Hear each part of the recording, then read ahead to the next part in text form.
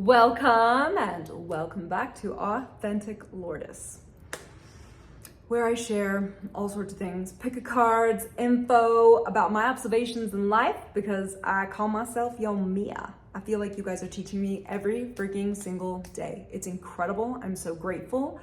And what I want to share about is like how I basically have reversed engineered watching my own experience of maintaining my heart open, keeping an open heart.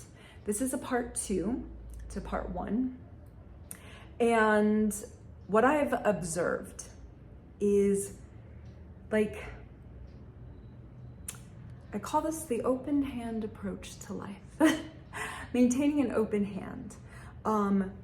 Like understanding that you get to like hold your desire there, right? But with an open hand. And I'll go into why I'm not saying like a closed hand approach. And one of the biggest reasons I say this about life, let's say a romantic partner, let's say a job opportunity, let's say a college application, like the college you want to be accepted into, right? Whatever it is, fill in the blank.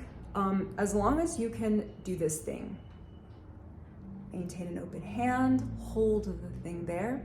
What you could do, second of all, is rest in the knowing that you will receive that education, that you will have that partner, that you will, have an excellent job. If you can rest in the knowing with that open hand, it is one of the most incredible things I've seen. And I get it. It might not be easy at first, and that's okay. You could, practice it. It's a practice. It's a literal practice. It's really beautiful. And I get it, at some point it probably does become really, really second nature.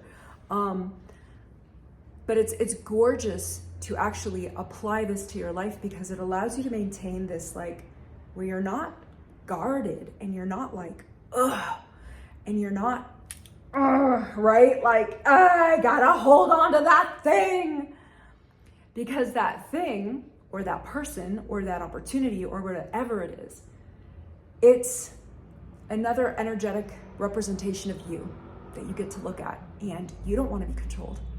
You don't want to be dominated. You don't want to be managed and manipulated. So we don't do that to others. And I share that because what I've observed, what people call black magic, what people hate the most in religion and in the government, is not power, because our power is our abilities. It's what we are able to do. It's what we can do. It's control. It's dominance. It's that thing where we're demanded of. And if we could learn to release that attachment, this is part 3, let's say. This third thing to do is releasing this attachment to how something has to be, to who it has to be, to what it has to be, right? You could hold that what, right? You could hold that what? Having children, right? Like you could hold that having children, knowing that God is going to send them to you. They might not come in the way you anticipate them to, but they will nonetheless come. If you could rest in that knowing with that open hand and with that non-attachment, just recognizing it is coming in.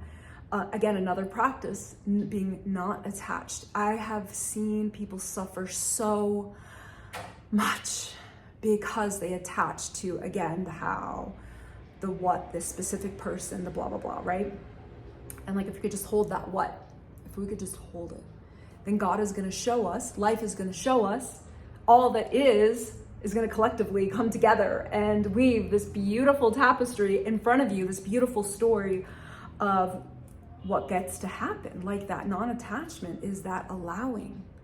It is that beautiful allowing where, you're not attached to where you have to live. You're not attached to any of this. Like, having said that, you could still call in like, oh, I would love, 5 stories, and I would love a bath, a jacuzzi tub, right? Like, have these things, state these things, let them be there, and don't hold on, because you're going to open your heart more and more, and you're going to see things come in your life in a way you never anticipated. you didn't even imagine. And it makes life more exciting and more fun. It makes partnerships more fun. It makes all the things, business partnerships. I've observed my own life working with business partners. I don't work with people who think just like me. Like, why would I do that? I wouldn't be expanding the network. I wouldn't be allowing me to have many, many minds working together. Like, why would I have all the minds that think like me? And so this is why I love, like, it's funny when people are like, oh, like-minded people. I'm like, cute. I get it. What we're saying in like-minded is like that you guys hold to a vision that is similar. But the way we do that vision is all different. And that is the beauty of that fucking tapestry right there. And so if we could continue to bring in this real beautiful practice of not being attached. I'm telling you, not being attached to how your children have to show up, be, sound, taste, smell, you know what I mean? Your partner, the way that you guys look to the world, the two of you, your representation to the world, how you think you have to show up to the world. If you could be non-attached from that, you will have one of the most free, delicious, peaceful, expansive lives you can ask for.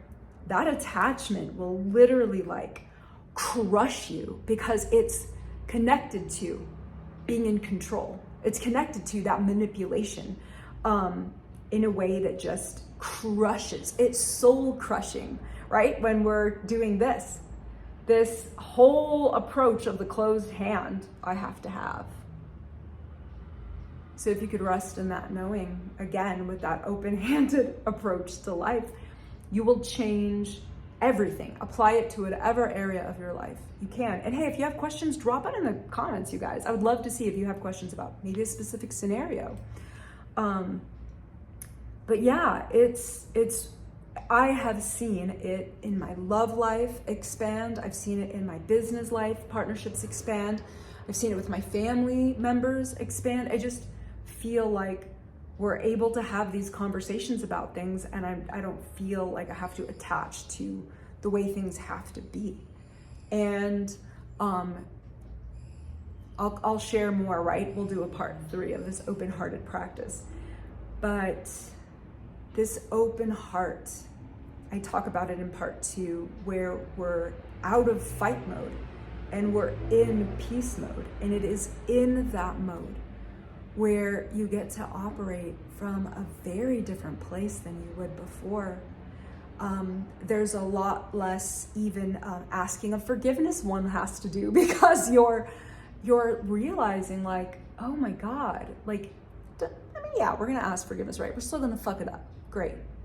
I've observed you fuck it up less, like that's what I've seen. It's really beautiful. So I'm really grateful for this opportunity to share this and like to observe these things in humans and watch shows. Mercy, I learned so much watching shows too. It's so much fun to see us in the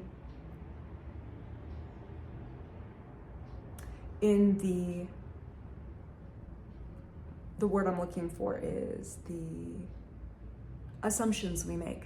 The assumptions we make in the world in general. We bring a lot of assumptions to the table. And again, nothing bad or good. It doesn't actually deeply support us when we bring a bunch of assumptions.